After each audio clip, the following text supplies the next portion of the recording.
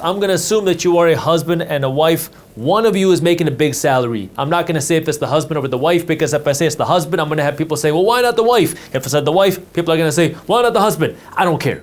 One of you are making a big salary. One of you does not have a job. Now you decide to go out and invest in real estate. Here's what happens. You want to go out, let's just assume that it's a single family house. You're buying this property not to live in yourself, but you want to rent it out to another family. So you want to get into the rental property game.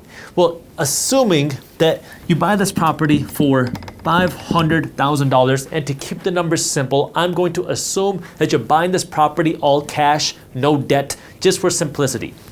You buy this property for $500,000. Now you're going to go rent it out. Well, let's assume you rent it out for $5,000 a month. That is $60,000 a year in rental income.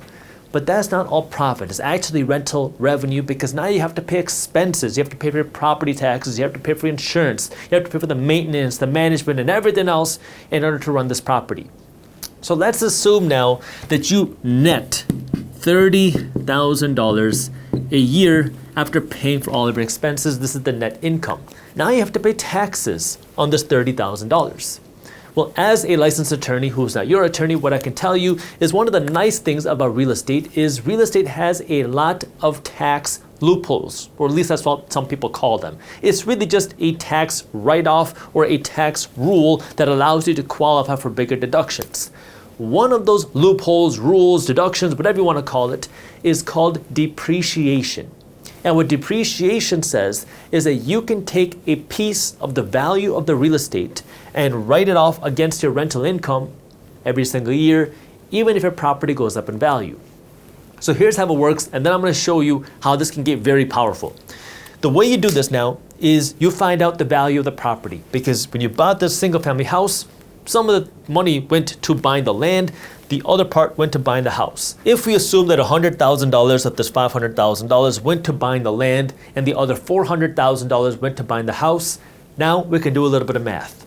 The IRS says that if I'm buying a single family house as a rental property, I can deduct 127.5 of the value of the property each year. This is not a number that you have to calculate. That's just what the government says. That's what the IRS says. So you take 1 divided by 27.5 and you multiply that by $400,000, which is the value of the property, not the land, which tells me that I can take a $14,500 write-off on paper on my taxes, because that's what the government says. So instead of paying taxes on $30,000, I'm going to pay taxes on about $15,500.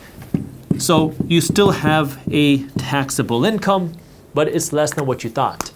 But this is where things can get even more interesting if you have a good accountant and you have a good attorney. Because now what you can do is something called accelerated depreciation. Right now what we're doing is the standard depreciation. This is what the government allows you to do no matter what.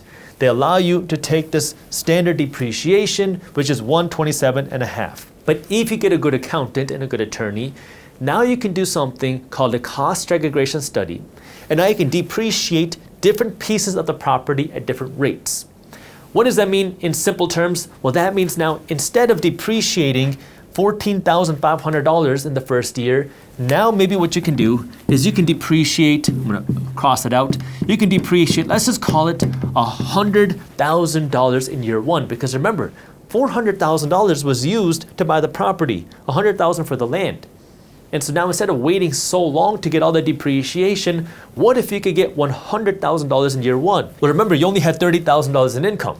If you take $100,000 paper depreciation, that means you have a loss of $70,000.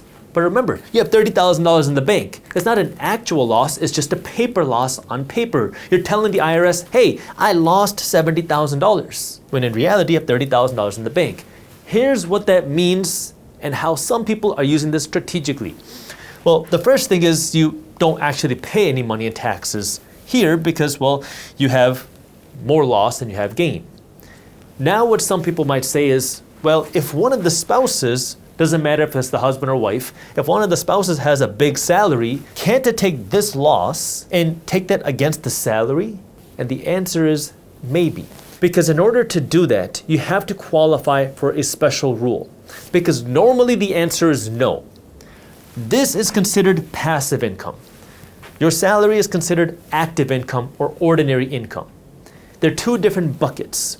And what the IRS says is you cannot take one bucket of income, you cannot take this passive income, which is the money you make from your real estate properties, and use that to offset your active income, your ordinary income, your earned income, which is the money you make from your job. So the normal answer is no. But there's a reason. Let me show you something.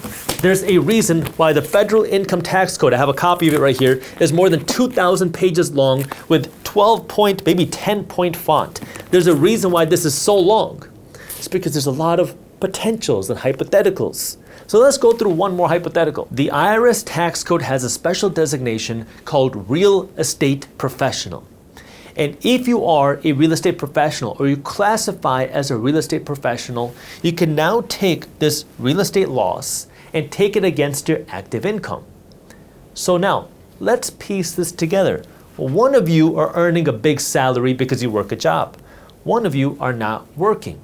If the person that's not working is now involved in the management of the property and involved in the real estate business now because now you're managing your portfolio of real estate, well, now you could qualify as a real estate professional. Now, if you do want to do this, please get a good accountant because there's a lot of different hurdles you have to meet. You have to meet a certain number of hours that you have to work. You have to log certain things. I'm not going to get into all those little logistic stuff in this video. Just know if you want to do this, get a good accountant. So now the person that's not working becomes a real estate professional because now you're the one that's in charge of managing the real estate and you're the one that's in charge of this building, this real estate portfolio. Well, let's go through the same scenario. Now, if you are a real estate professional, either one, I'm not pointing at one, you are a real estate professional, you lose $70,000 on paper because you did this accelerated depreciation, you have $30,000 in the bank. You have a negative $70,000 loss. Well, now you have the potential to take this negative $70,000 loss and offset that salary because you're married. You're married filing jointly as a couple, and so now you can qualify to take this real estate passive loss against your active income. So now you've made an extra money, but you're paying less money in taxes. Yes, this is something that wealthy people do. Yes, you want to have a good accountant. And yes, this is something that maybe you can consider if you are interested in investing in real estate and you could potentially qualify for this. But again, get a good attorney, get a good accountant. If you enjoyed this clip and you want to continue your financial education journey, I have another video that I think you'll love. All you got to do is click that button right over there. And for those of you who want to stay up to date on the top finance and business news, you can join Market Briefs, my free financial newsletter, by clicking that button below. Thank you for watching, and I'll see you in the next one.